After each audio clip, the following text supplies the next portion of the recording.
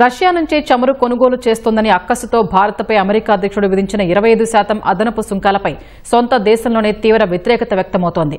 భారత్ పట్ల ట్రంప్ వ్యవహరిస్తున్న తీరు ఇరు దేశాల సంబంధాలపై తీవ్ర ప్రభావం చూపిస్తుందని విపక్ష డెమోక్రాట్లు ఆందోళన వ్యక్తం చేస్తున్నారు. రష్యా నుంచి భారీగా చమురు కొంటున్నప్పటికీ చైనాను వదిలేసి కేవలం భారత్పైనే అదనపు సుంకాలు విధించడం సహేతుకంగా లేదని అంటున్నారు.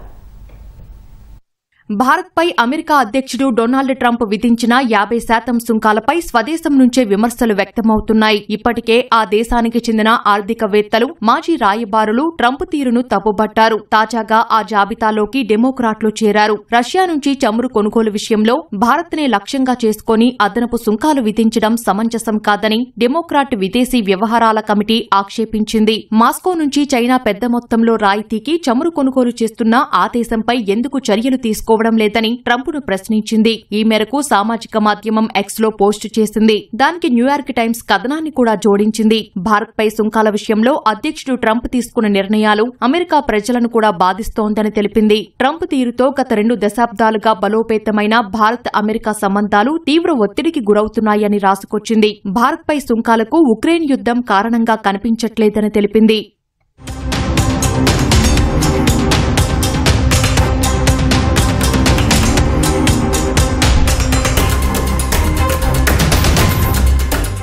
రష్యా నుంచి చమురు కొనుగోలు చేస్తున్న ప్రతి దేశంపైన ఆంక్షలు విధిస్తే ఒక అర్థముంటుందని న్యూయార్క్ టైమ్స్ ఒక కథనాన్ని ప్రచురించింది. అయితే ట్రంప్ తీరు అందుకు భిన్నంగా ఉందని తెలిపింది. కేవలం భారత్పైనే సుంకాలు విధించడం గందరగోళం సృష్టిస్తోందని విశ్లేషించింది. రష్యా నుంచి అతిపెద్ద చమురు దిగుమతిదారుగా ఉన్న చైనా ఇప్పటికీ రాయితీ ధరకు పెద్ద మొత్తంలో చమురు కొనుగోలు చేస్తున్నా ఇప్పటి వరకు ఎలాంటి చర్యలు లేవని డెమోక్రాట్ విదేశీ వ్యవహారాల కమిటీ విమర్శించింది.